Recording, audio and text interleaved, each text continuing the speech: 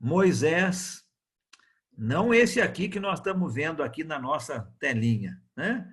Mas o Moisés lá da época do Antigo Testamento. Davi, Elias, Daniel, Jesus, seus discípulos, né? Então, nós temos vários exemplos de jejum na palavra de Deus. O jejum tinha o seu lugar na vida da igreja, com certeza tinha o seu lugar.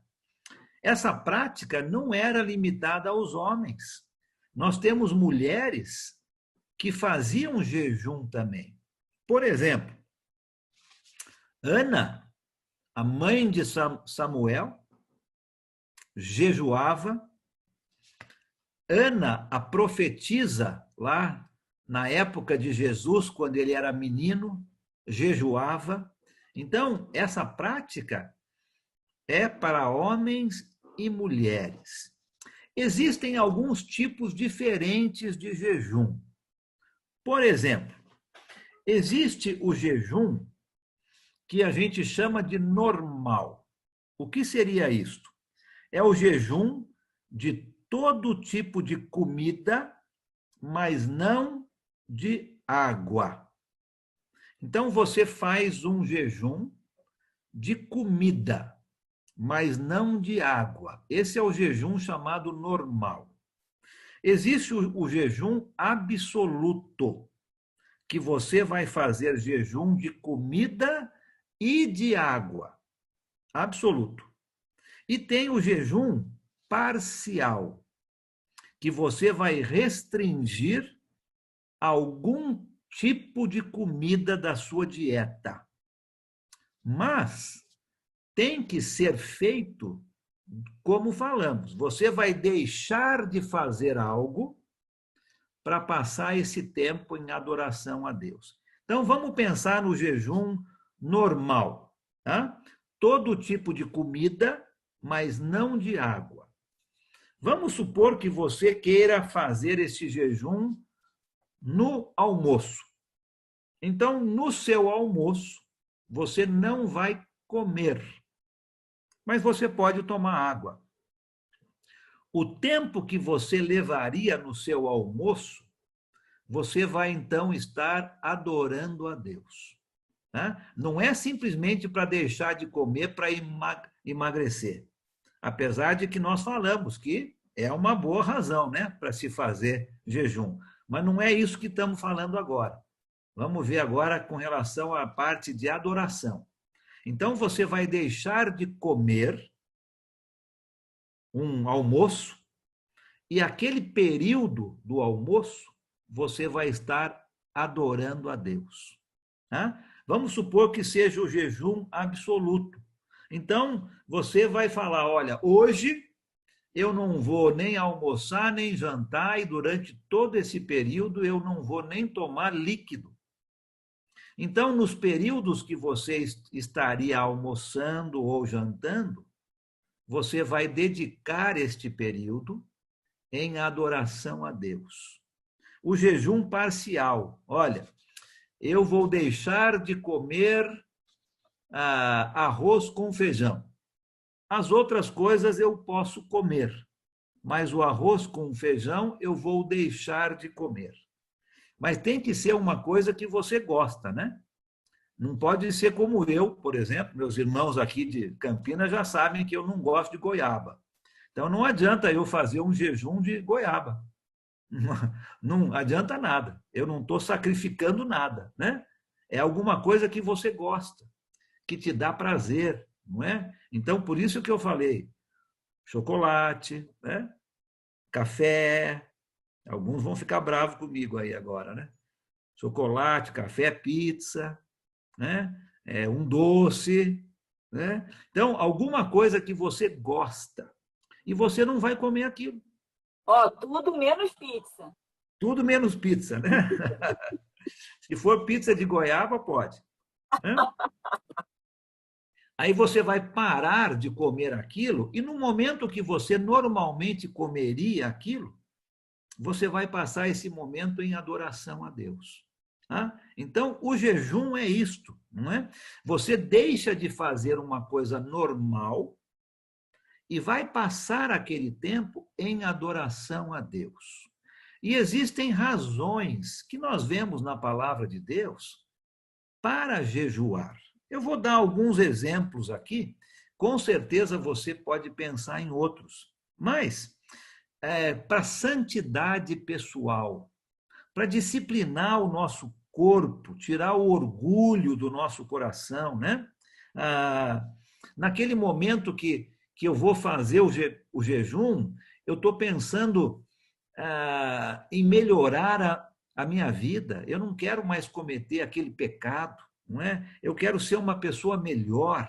Então, eu escolho um período ou vários períodos e naquele momento eu passo em oração, adorando a Deus, pedindo que Deus me ajude a ser uma pessoa melhor. Então, existe esta razão. Uma outra razão que nós vemos aqui na palavra de Deus é para ser ouvido por Deus. Não é? Lembra aquela ideia que o judeu tinha de que se ele fizesse jejum, Deus iria prestar muito mais atenção nele? Não é esta a ideia, porque o judeu estava achando que era tudo voltado para ele. Ele queria chamar a atenção dos outros. Neste caso, você tem algo especial que você quer pedir para Deus. Então, para você ser ouvido por Deus, você vai juntar o jejum, uma penitência, vamos dizer assim, né? Você vai deixar de comer e vai passar aquele tempo orando especificamente para aquilo que você quer que Deus te escute. Uma outra razão que nós vemos é antes de decisões importantes. Quantos de nós aqui jejuamos antes de uma entrevista de trabalho? Orar, a gente lembra, né? Mas associar jejum, acho que muito poucos. Uma mudança de cidade. Quantos de nós jejuamos? Não é?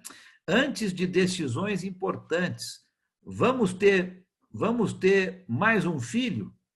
Ou vamos ter um filho? Ou vamos casar? Jejum antes de decisões importantes. Outra razão era em tempos de dificuldade. Nós já falamos aqui, né? Antes de uma guerra, por exemplo, doenças. Quantos de nós, não precisa levantar a mão, tá? Porque é entre o indivíduo e Deus. Mas quantos de nós estamos jejuando nessa pandemia? Para que Deus acabe com essa pandemia. Em tempos de dificuldade. Existem várias razões para se jejuar. Mas lembra, é entre você e Deus. Ninguém precisa ficar sabendo. Não é para despentear o cabelo, passar aquele negócio no rosto. É entre você e Deus. Deus está vendo você. Né? Ache alguma coisa que você gosta, que vai te fazer falta, retira aquilo e passe aquele tempo em adoração a Deus. Este é o jejum bíblico, pela razão que você achar que você precisa. Você pode também escolher um tempo, né? Olha, por uma semana eu não vou almoçar. Então, durante aqueles 7 dias, você vai passar aquele tempo em adoração a Deus. Ou você pode também falar, olha, eu vou deixar de tomar café até que eu consiga vencer esse vício. Não o vício do café, né? Outro vício, né? Eu vou deixar de tomar café até eu conseguir vencer esse vício. E toda vez que eu pensar em tomar um café, eu vou parar e vou estar em oração a Deus, pedindo que Ele me ajude com esta minha dificuldade. É uma coisa muito pessoal, né? Não tem um tempo certo, não tem um tipo de comida certa, mas tem que ser algo que vai fazer falta. Tem que ser algo que você vai estar realmente pensando. Não é? É um exercício de autodisciplina. Em vez de fazer aquilo, eu vou estar adorando a Deus. Muitas pessoas têm me perguntado se eu posso fazer jejum com outras coisas que não seja comida. É uma pergunta interessante, né? Porque eu posso deixar de fazer uma coisa que eu gosto, vamos supor um esporte, ou assistir uma coisa na TV, eu posso deixar de fazer isto e passar esse tempo em adoração a Deus? Isso seria jejum? Eu creio que não. Creio que jejum está relacionado com alimento. Lógico que você pode deixar de fazer alguma outra coisa gostosa para você, prazerosa, e passar esse tempo em adoração a Deus. Mas eu não creio que nós chamaríamos isso de jejum, né? Você pode fazer isso e acho que é muito válido deixar de fazer uma coisa que você gosta e passar esse tempo em adoração a Deus. Mas aqui estamos falando especificamente sobre comida, tá? E cada organismo reage de uma maneira diferente. Se você tem problema, por exemplo, com diabetes, não é muito bom você ficar muito tempo sem comer, né? Tá? Então tem que pensar na sua situação de saúde também. O que é bom para uma pessoa não é bom para outra pessoa, não é? Se você consegue ficar 2 dias inteiros sem tomar água, tem gente que não consegue. Então tem que tomar muito cuidado para não fazer uma regra para todo mundo. É você que faz a sua própria regra, né? Mas tem que ser algo que você vai retirar da sua vida e passar esse tempo em adoração a Deus. Ok? Muito bem. Vamos passar um pouquinho para frente. Depois, se tiver algum comentário, a gente faz na parte final. Capítulo 6, versículos 19 a 24. Né? Jesus vai começar a falar sobre um outro tema aqui relacionado a esse novo padrão de vida, não é? Essa nova vida do discípulo que é totalmente controlado por Deus. Versículos 19 a 21. Vamos falar sobre o tesouro verdadeiro. Alguém leia para a gente 19 a 21, por favor.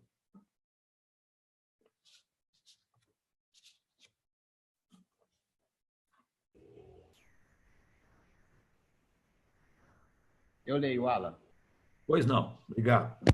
Não acumule para vocês tesouros na terra, onde a traça e a ferrugem o destrói, onde os ladrões arrombam e furtam, mas o acumulem para vocês os tesouros no céu, onde a traça e o ferrugem não destrói, e onde os ladrões não arrombam e nem furtam. Pois onde estiver o seu tesouro, aí também estará o seu coração. Os olhos são... Até o 21 mesmo, né? Só até o 21. Obrigado, Estevam. Então, vamos falar então sobre esse tesouro verdadeiro, né? Em qualquer coisa na nossa vida, é sábio comprarmos coisas que têm permanência, né? Solidez. E eu creio que é sobre isso que Jesus está falando aqui nessa parte do Sermão do Monte. E Jesus dá um exemplo de cada uma das fontes de mais riqueza na Palestina. Nossas fontes de riqueza hoje são diferentes daquela época. Então a gente tem que entender primeiro ali dentro do contexto. E Jesus dá as 3 fontes de maior riqueza que alguém poderia ter na Palestina. Primeiro, ele dá o exemplo para se evitar coisas que as traças destrói. A gente tem problema de traça hoje em dia, não é? Naquela época era muito pior, porque uma parte das riquezas que as pessoas possuíam consistia de roupas finas. Roupas finas, elaboradas, eram parte da riqueza das pessoas. Hoje, para nós, isso não tem tanto significado, mas naquela época, se você tivesse muitas roupas finas, você era considerada uma pessoa de grande riqueza. Mas essas roupas eram facilmente destruídas pelas traças. E a beleza e o valor dessas roupas seriam perdidos, não é? Uma roupa fina, cheia de buraco de traça, não serve para muita coisa. Jesus está dizendo aqui, olha, coloque o seu tesouro em coisas sólidas, coisas que permanecem. Se você está colocando o seu tesouro em roupas, cuidado, porque as traças virão e vão roer, vão destruir essas roupas e elas vão perder o seu valor. Jesus também diz para evitar as coisas que a ferrugem destrói. Literalmente, a palavra ferrugem significa ser comido. Ser comido. Naquela época, uma parte das riquezas de alguém consistia no milho, no trigo, nos cereais que eram armazenados em celeiros. Isso era parte da riqueza das pessoas daquela época. Mas dentro destes celeiros havia aqueles bichinhos, né?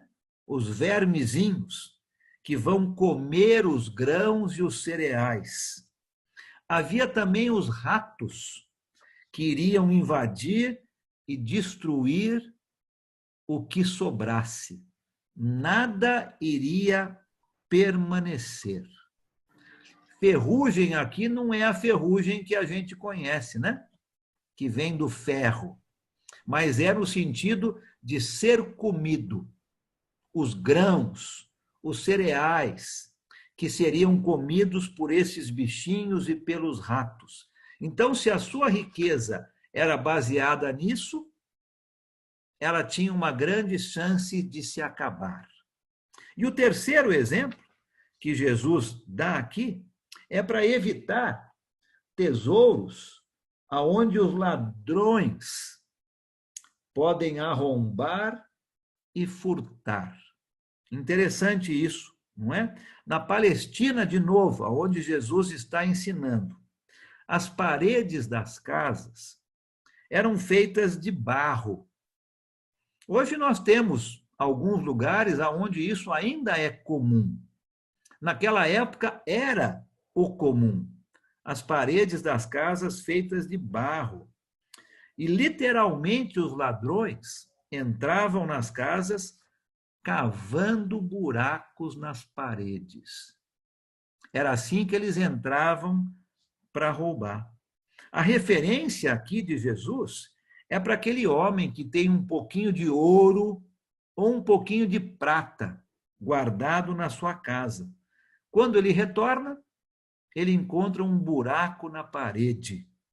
E os ladrões, então, arrombaram, cavaram e roubaram o seu tesouro.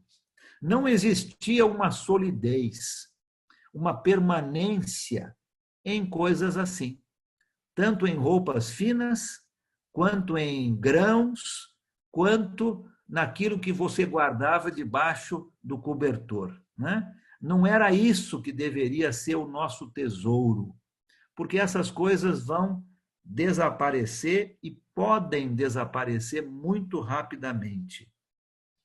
Os judeus, eles estavam muito familiarizados com a expressão tesouros nos céus. Você viu aqui nesse texto? Essa expressão aparece. Isso era uma expressão muito comum para o povo judeu naquela época. E eles identificavam este tesouro no céu com duas coisas. A primeira delas, eles diziam que as suas boas ações, as suas boas obras, aqui na terra, seriam o seu tesouro nos céus. Então, quando alguém falava tesouros nos céus, o judeu identificava com as suas boas obras. Se alguém fosse generoso com aquilo que tinha, ele teria tesouros nos céus. Se alguém fosse ganancioso ou não dividisse aquilo que ele tinha, egoísta, ele iria perder os seus tesouros nos céus. Interessante que, quando a igreja foi perseguida, durante a perseguição romana, as autoridades entraram, isso aqui você tem história, né, da igreja, as autoridades entraram dentro de uma determinada igreja e queriam roubar os tesouros que eles achavam que estavam escondidos ali dentro daquele prédio, daquela casa onde a igreja se reunia. O comandante romano exigiu que mostrassem para ele aonde estavam os tesouros. E aquela pessoa que estava ali recebendo o comandante romano apontou para as viúvas, apontou para os pobres naquela igreja, para os doentes e disse: aqui estão os tesouros da igreja. Não é? Eles associavam os tesouros no céu com suas boas ações. A segunda coisa que eles associavam os tesouros no céu era com o seu caráter. O seu caráter. Quanto maior o caráter de um homem ou de uma mulher, maior seria o seu tesouro. Quanto maior o caráter de alguém, então, mais tesouros nos céus essa pessoa teria. E Jesus, então, está mostrando aqui no versículo 21, né? Aonde estiver o seu tesouro, aí está o seu coração. Se o seu tesouro está nessa terra, nos seus bens, nas suas roupas, no seu cereal, naquilo que você tem dentro da sua casa, o seu coração está ali. Ou seja, o seu interesse. Todos os seus interesses estão na terra.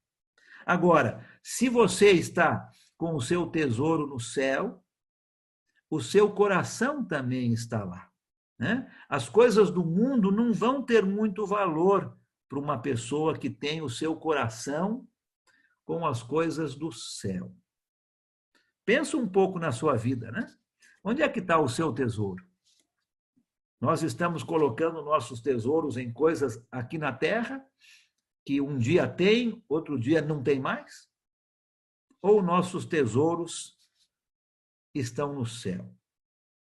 Alguém leia para a gente o 22 e o 23. Vamos falar um pouquinho de visão, né? De olho. Eu gosto de falar de olho. Vamos falar aqui do 22 e do 23. Alguém pode ler para nós, por favor? Eu vou ler. Posso ler? Pode ler, sim, por favor. Os olhos são a candeia do corpo. Se os seus olhos forem bons, todo o seu corpo será cheio de luz. Até o 24. 23 também, Ricardo. Mas se os seus olhos forem maus, todo o seu corpo será cheio de trevas. Não vai entender. Portanto, se a luz que está dentro de vocês são trevas, que tremendas trevas são. Obrigado. Tá? Então, lembra, tudo que Jesus está mostrando é um novo padrão de vida. Falamos sobre tesouros, né? O verdadeiro discípulo de Jesus, aquele que está seguindo o que Jesus está dizendo, tem o seu coração nas coisas do céu. O seu tesouro está lá, os seus interesses estão lá. Não estão em coisas aqui na terra. Agora, Jesus vai falar sobre a nossa visão, né? a nossa visão. E ele diz aqui que os olhos são a candeia do corpo, né? Os olhos são a lâmpada do corpo. O olho é visto como se fosse uma janela, né? Eu consigo entender assim essa passagem. O olho é visto como uma janela pela qual a luz está entrando dentro do nosso corpo. A cor e o estado da janela decidem o quanto de luz entra no corpo. Se a janela é transparente, limpa, clara, a luz vai entrar e vai iluminar todos os cantos do quarto. Agora, se a janela é distorcida, suja, opaca, pouca luz vai entrar. Não é difícil a gente entender isso, não é mesmo? A quantidade de luz que entra no quarto depende do estado da janela pela qual ela tem que passar primeiro. Jesus está dizendo aqui que, olha, a luz que entra dentro do nosso corpo, né? Dentro do nosso coração, dentro da nossa alma, dentro da nossa mente, a luz que entra dentro depende do estado espiritual dos olhos, pelos quais ela tem que passar primeiro. Se a nossa visão, se os nossos olhos são espirituais, transparentes, limpos, vai entrar muita luz dentro do nosso coração. Se nossos olhos não são puros, são sujos, opacos, vai entrar pouca luz dentro do nosso coração. E existem algumas coisas que podem distorcer a nossa visão, fazer com que entre pouca luz dentro do nosso coração, né? Esses olhos maus que Jesus fala. Eu penso em alguns, você pode pensar em outros, né? Preconceito, orgulho, ciúmes, são coisas que fazem com que a nossa visão seja distorcida, suja, entra menos luz dentro do nosso coração, né? Essa palavrinha traduzida por bons na nossa língua é a palavrinha que quer dizer generoso. Então, olha lá o versículo 22, né? Se os seus olhos forem bons, se seus olhos forem generosos, é isso que Jesus está elogiando. A palavrinha que é traduzida como maus na nossa língua, se os seus olhos forem maus, esta palavra significa invejoso, com má vontade, sem generosidade. Dá para a gente entender um pouco melhor esse texto, né? Aquele olho que é sem generosidade, invejoso, preconceituoso, ciumento, vai ter uma visão distorcida da vida e das pessoas. Menos luz vai entrar dentro do seu coração, da sua alma. Aquele olho que é generoso, bondoso, vai fazer com que muita luz entre dentro do seu coração, da sua alma. E olha, gente, isso é tão real que não existe nada como a inveja e a falta da generosidade para distorcer a nossa visão da vida e das pessoas, não é mesmo? Depende de como estão nossos olhos. Se eles são transparentes, limpos, ou distorcidos e sujos. O novo padrão de vida que Jesus está ensinando é esse. Eu tenho que ter uma visão generosa das pessoas. Eu tenho que ter uma visão transparente, clara, boa, para que mais luz entre dentro da minha vida e ilumine a minha vida. Se a luz que está dentro de mim são trevas, que tremendas trevas são. Um olho ganancioso, invejoso, sem generosidade, vai distorcer muito a visão correta das pessoas. Versículo 24. Vamos ler ele para terminar essa parte aqui. Quem pode ler só o 24?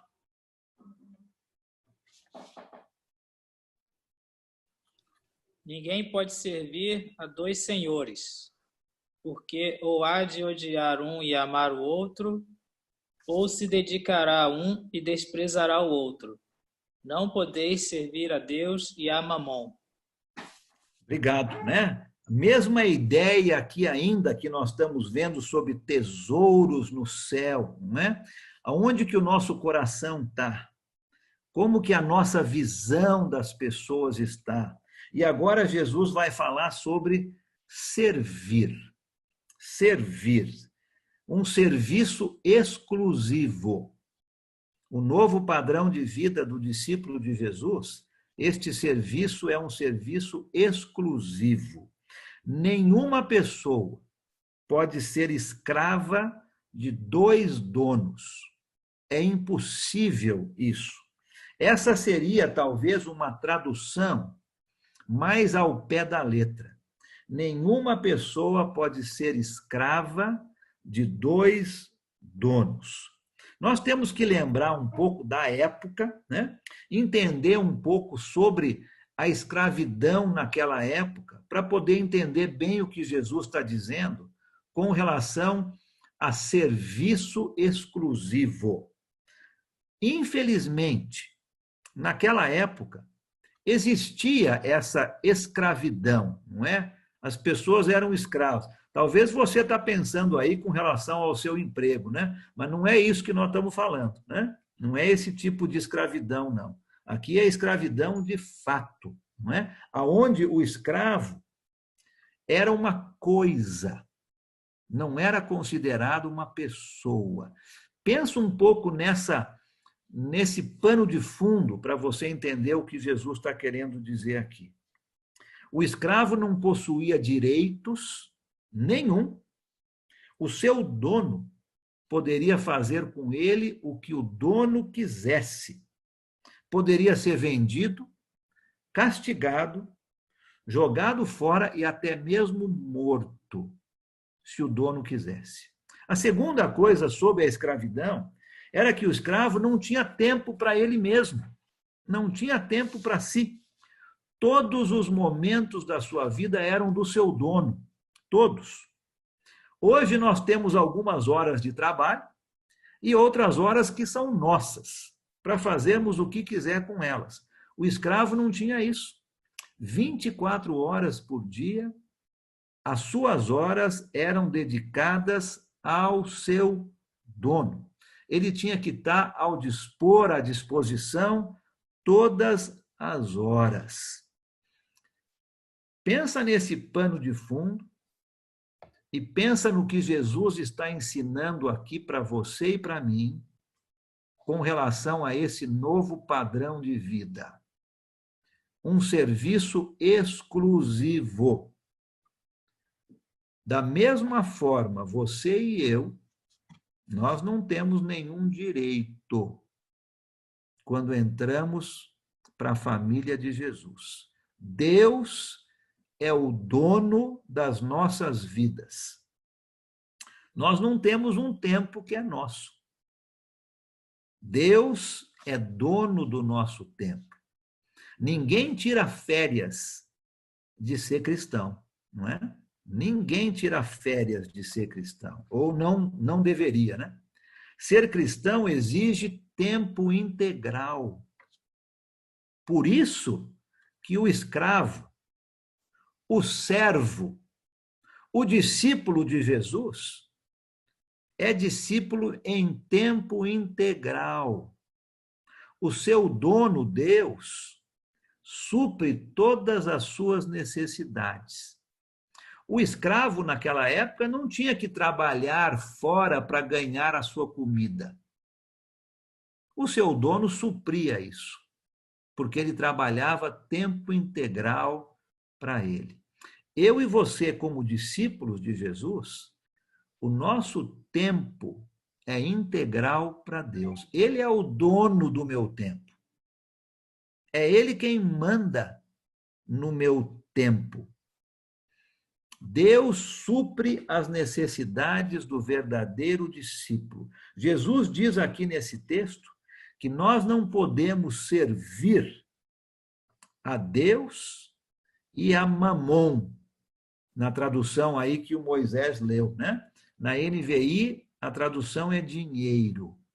Não podemos servir a dois senhores. Mamon era uma palavra hebraica que significava posses materiais. Por isso que a NVI traduz como dinheiro, né? Então, é impossível servir a dois senhores. Não dá. Ou nós servimos a Deus, ou nós servimos as nossas posses materiais. O novo padrão de vida que Jesus veio ensinar está exigindo dos seus discípulos é muito simples aqui, né? Os tesouros são tesouros espirituais, não são tesouros materiais. O cristão que quer servir a Deus, mas está preso com os seus bens materiais, ele não vai conseguir. Ou ele vai odiar um e amar o outro, ou ele vai se dedicar a um e desprezar o outro. É impossível ser escravo de dois donos. Isso é uma ideia totalmente fora do normal. Um escravo pertencia a um dono, não a dois. Eu e você, como discípulos de Jesus, nós pertencemos a Deus. Nós não pertencemos a dois senhores. Não conseguimos servir a Deus e agradá-lo e servir aos bens materiais e agradá-lo. Ou a gente agrada a um e despreza o outro. Não tem como. E se tivermos dois senhores, vamos acabar agradando os bens materiais e desprezando o Senhor Deus. Não podemos agir assim. Deus exige de você e de mim uma dedicação exclusiva, um serviço exclusivo. Somos servos, escravos de um dono só. E ele exige tempo integral. Por outro lado, ele vai suprir todas as nossas necessidades, se o nosso coração estiver no lugar certo, né? Se a nossa mente estiver nas coisas espirituais. Deus vai suprir todas as nossas dificuldades. E ele termina o capítulo 6 com o texto que a gente conhece muito bem. Talvez a parte aqui do Sermão do Monte que a gente conhece mais, né? Principalmente o versículo 33, né? Busque em primeiro lugar o reino e a justiça, e as outras coisas vão ser acrescentadas. Continua com essa mesma ideia de aonde está o nosso coração. Se realmente Deus é o nosso dono, todas as outras coisas serão supridas. Nós não vamos ter necessidade de nenhuma outra coisa, não é? Se nós somos discípulos verdadeiros, nós não precisamos nos preocupar com as coisas básicas da vida, como comida, bebida e roupas. Um texto bem conhecido por nós. Alguém leia para a gente poder fazer o término dessa parte do capítulo 6, depois a gente vai abrir aí para perguntas e comentários, alguém leia do 25 ao 34. Vamos ler o final do capítulo 6 e vamos falar um pouquinho sobre preocupações. Tá? Alguém pode ler, por favor? Posso ler? Pode ler, sim. Pois não.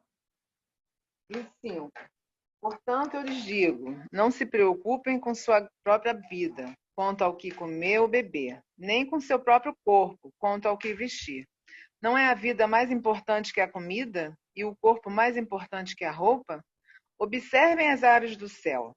Não semeiam, nem colhem, nem armazenam em celeiros. Contudo, o Pai Celestial as alimenta. Não têm vocês muito mais valor do que elas?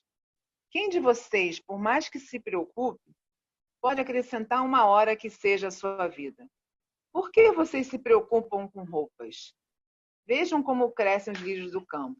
Eles não trabalham nem tecem. Contudo, eu lhes digo que nem Salomão, em todo o seu esplendor, vestiu-se como um deles.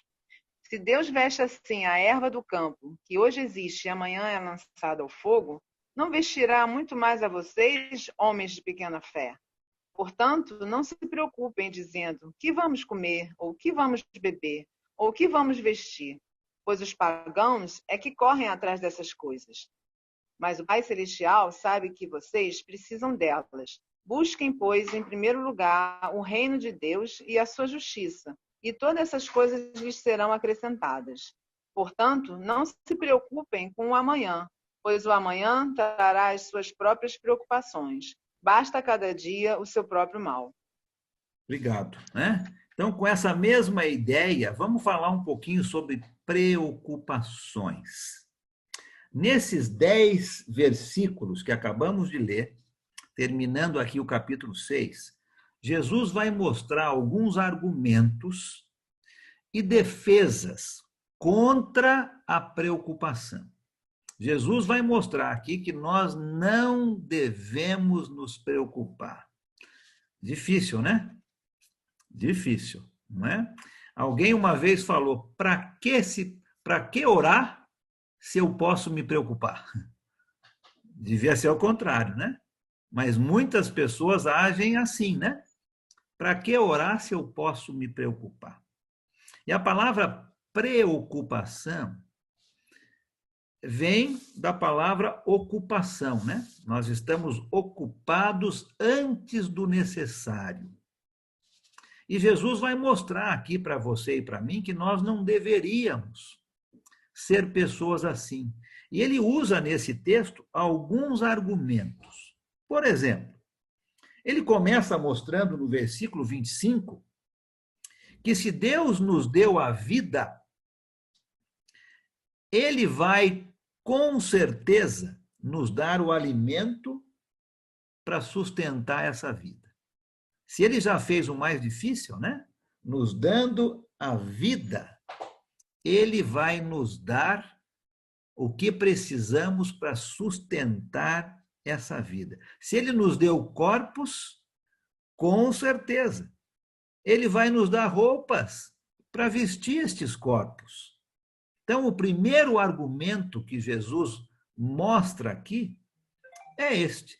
Se Deus já nos deu a vida, com certeza nós podemos confiar nele para nos dar as coisas que são necessárias para sustentar essa vida.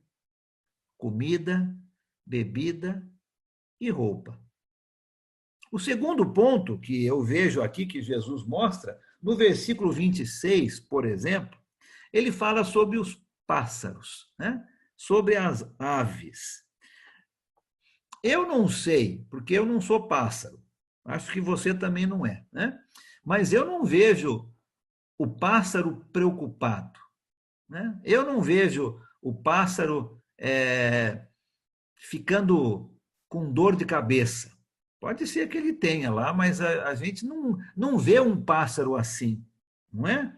Não existe preocupação na vida do pássaro. Eles não semeiam, eles não colhem, eles não armazenam, mas a vida deles continua. O ponto aqui que Jesus está dando Não é que pássaros não trabalham. Pássaros trabalham bastante. Uma vez eu tive a grande bênção de ver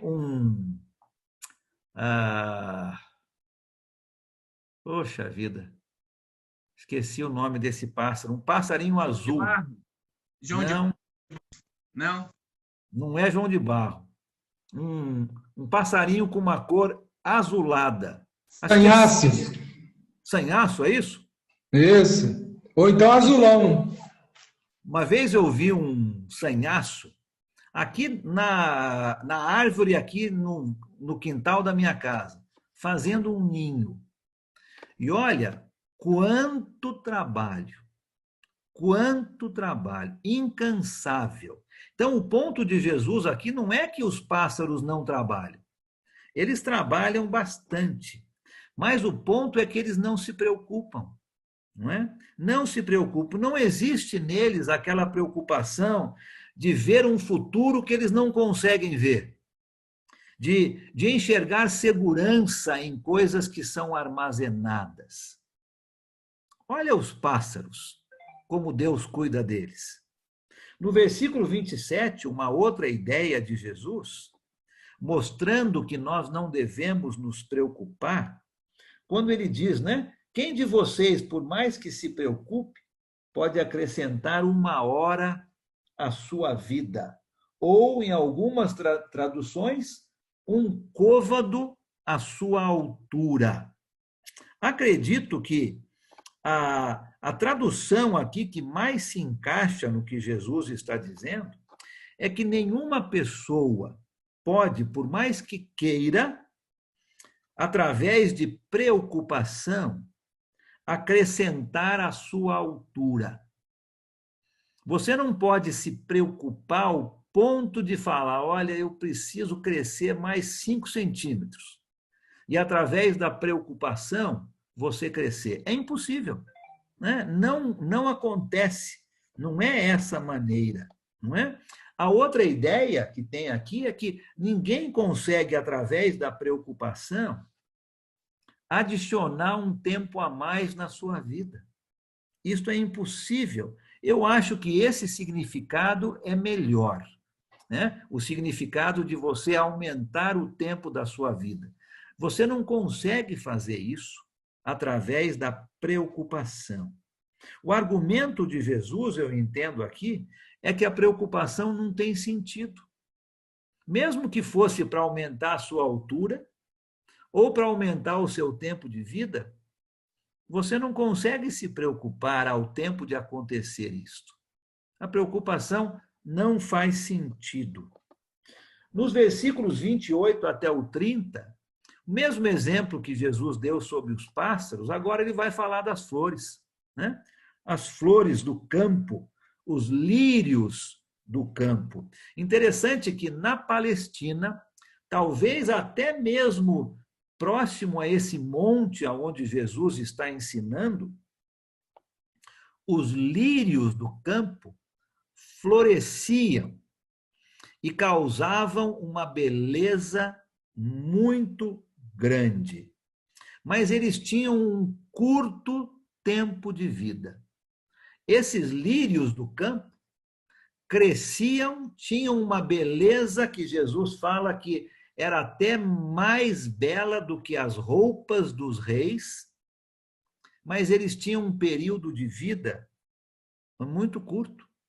E quando esses lírios do campo morriam, eles não serviam para nada, a não ser para serem queimados, lançados ao fogo, como o texto aqui ensina, não é? E eles eram usados muito para isso, né? Os fornos de comida naquela região eram feitos de barro. Muitos de nós até têm, né, fornos feitos de barro para pão, para coisas assim. E quando você queria elevar a temperatura dentro do forno rapidamente, você pegava um punhado de grama seca ou desses lírios do campo secos e jogava dentro do forno. Aquilo acendia rapidamente e elevava a temperatura dentro do forno. Na maioria dos lugares, esses lírios do campo cresciam por um dia. O tempo de vida delas era de um dia. Olha só. E causavam uma beleza tamanha. E depois eram usadas para serem queimadas. E mesmo assim, Deus vestia essas flores com uma beleza que era impossível para o homem imitar. E o ponto que eu entendo aqui de Jesus é este. Se Deus dá tanta beleza para flores que duram um dia, quanto mais ele vai cuidar de você e de mim. Quanto mais cuidado ele tem com a sua criação principal, né? Com o ápice da sua criação, a coroa da sua criação. Com certeza, a generosidade que Deus dá a estas flores, Deus não vai esquecer com a coroa da sua criação, você e eu. Uma outra ideia que Jesus está dando aqui contra a preocupação é aqui no versículo 32. Os pagãos é que correm atrás dessas coisas. Jesus está dizendo, cuidado com preocupação. Cuidado.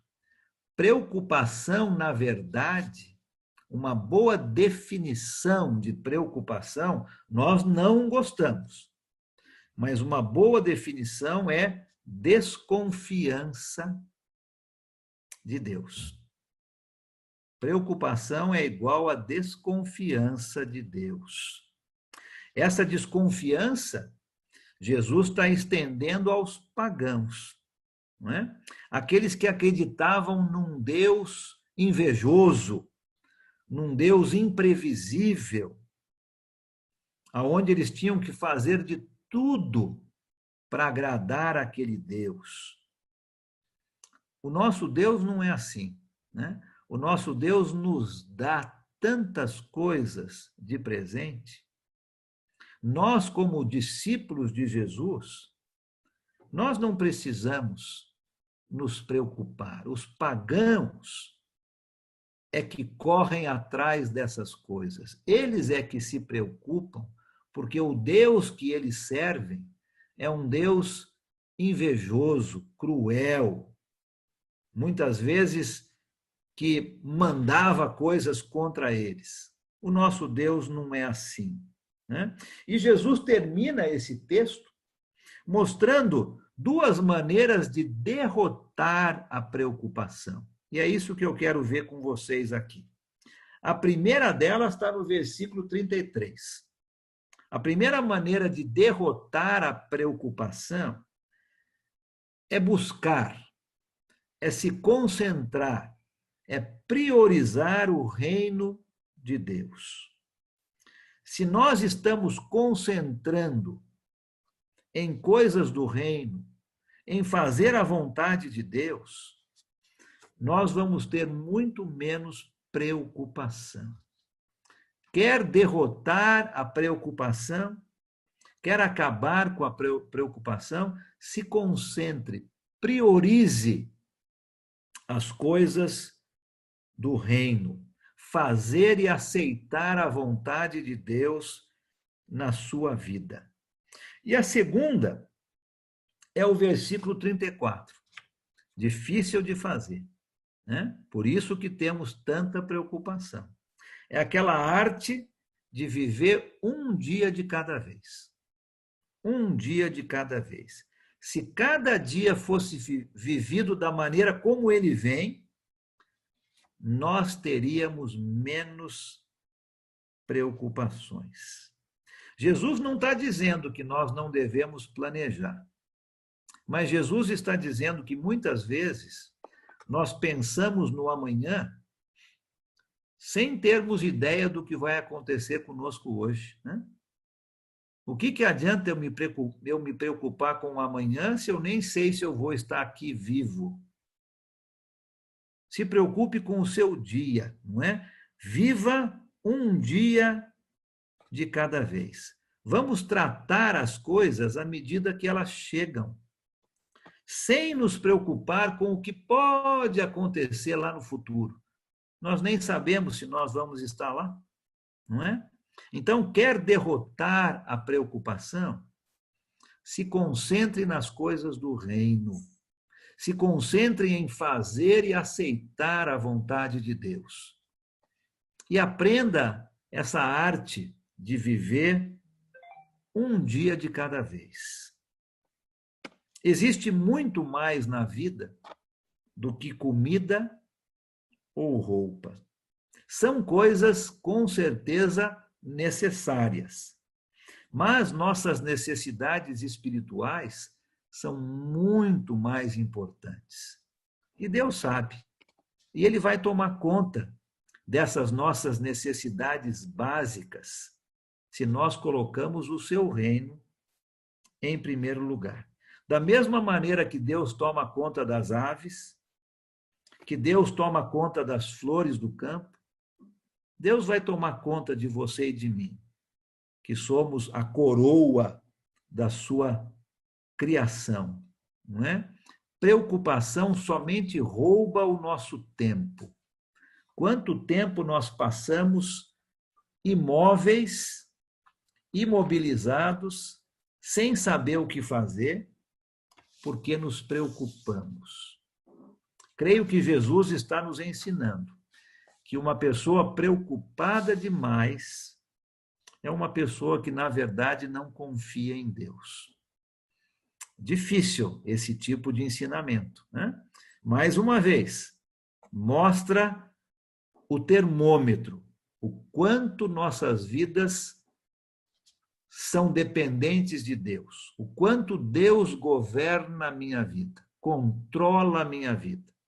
Se é Ele que faz isso, eu não deveria ter preocupação.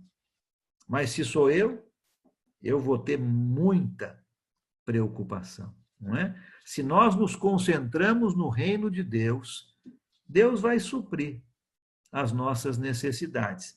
Isso não quer dizer que eu não tenha que trabalhar, com certeza, os pássaros trabalham, mas eles não se preocupam. Deus vai suprir as necessidades deles.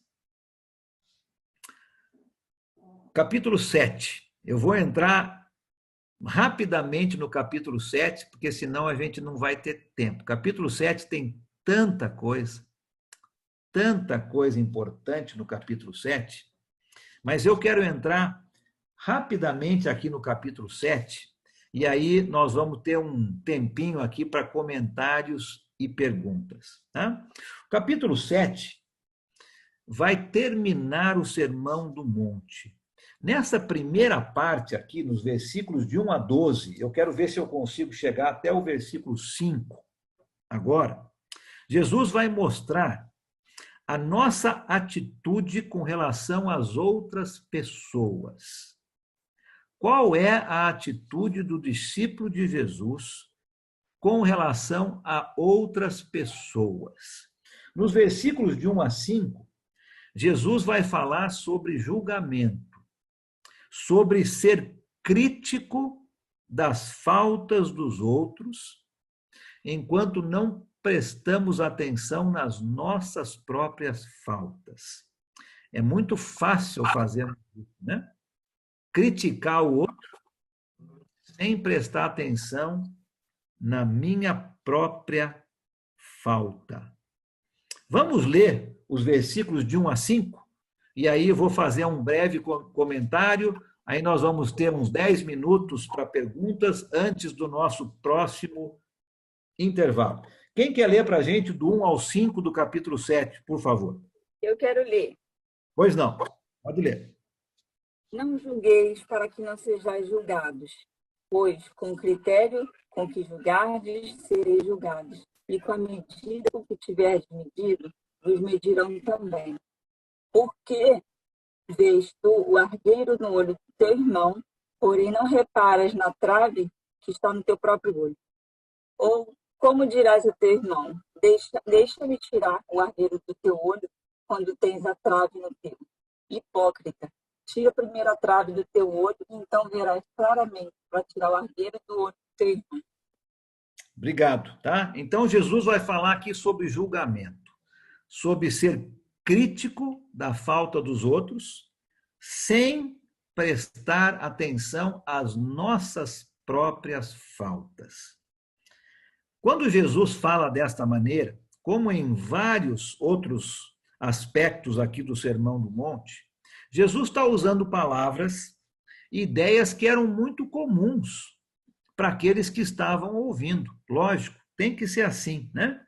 Muitas vezes os rabinos, os professores, avisavam as pessoas que não deveriam julgar os outros. E eles diziam que existiam 6 coisas que traziam crédito ao homem. 6 coisas: estudar, visitar os doentes, hospitalidade, devoção na oração, educar as crianças na lei e não falar mal dos outros. 6 virtudes que traziam crédito para o homem.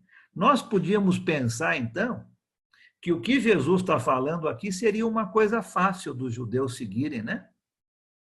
Não falar mal do outro, não julgar, criticar a falta dos outros.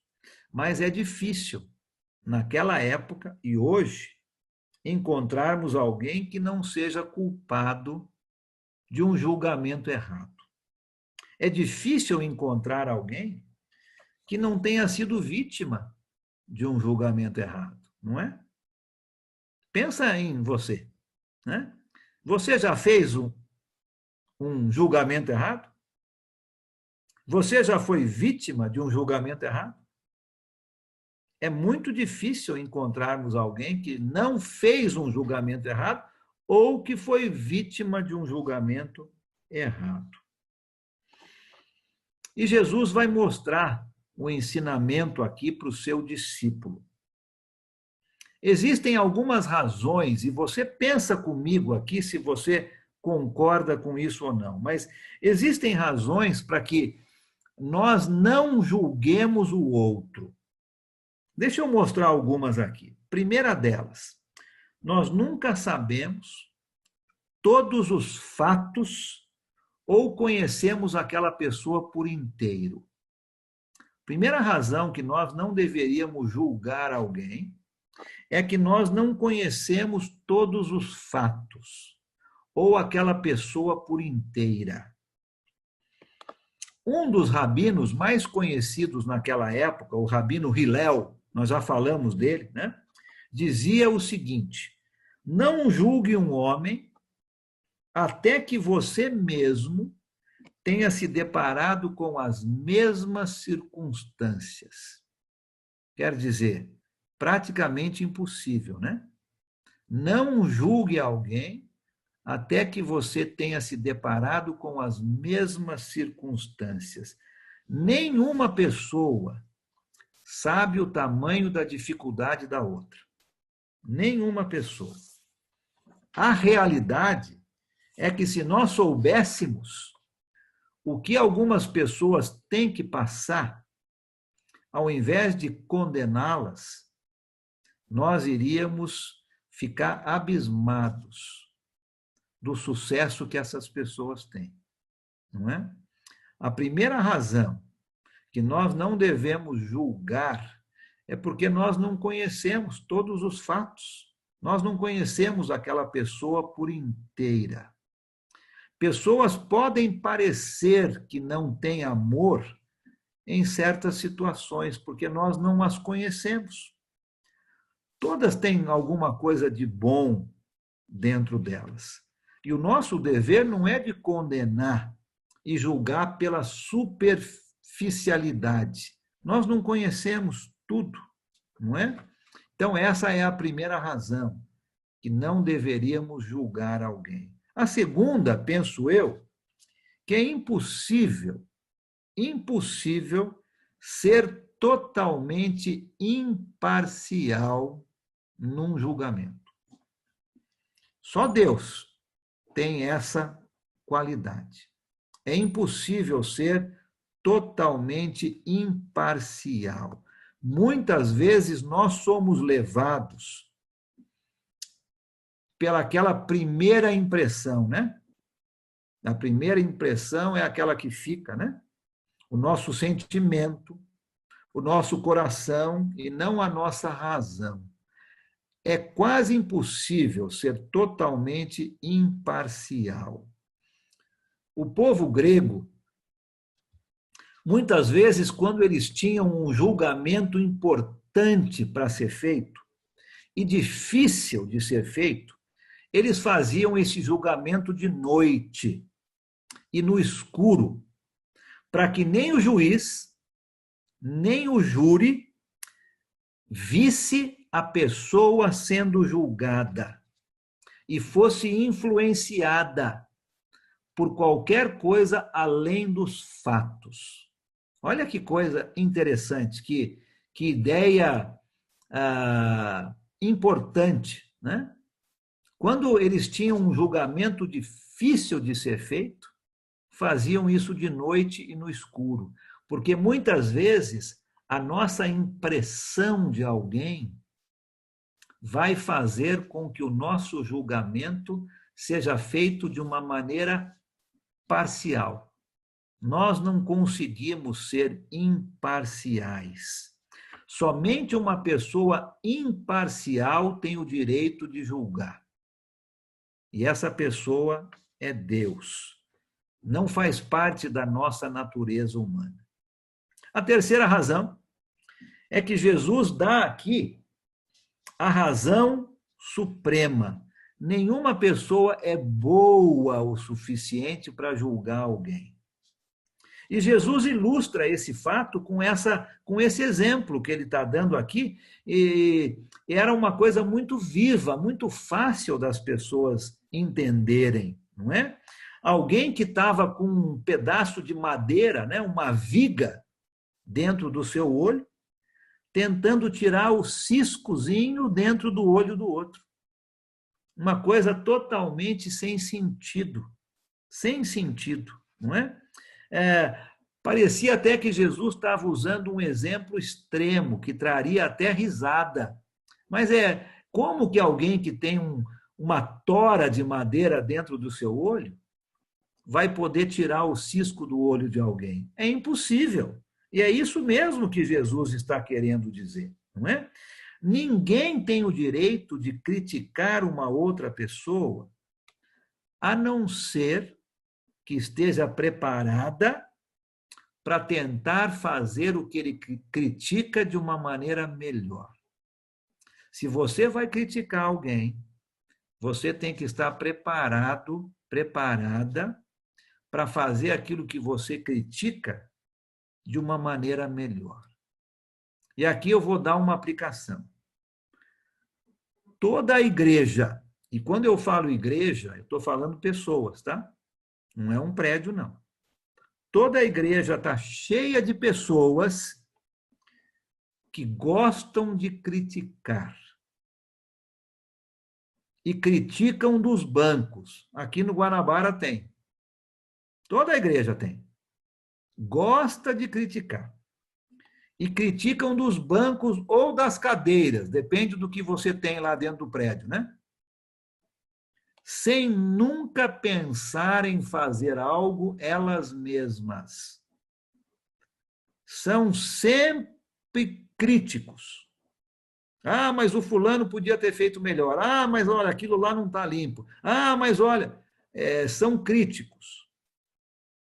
Mas nunca fazem algo para fazer melhor aquilo que criticam. O mundo está cheio de pessoas assim, né? Exigem o direito de criticar, exigem o direito de não tomar nenhuma ação. Nenhuma pessoa é boa o suficiente para criticar o outro. Se nós nos concentrássemos em nossas faltas, e deixássemos as faltas dos outros para Deus resolver, seria muito melhor, né?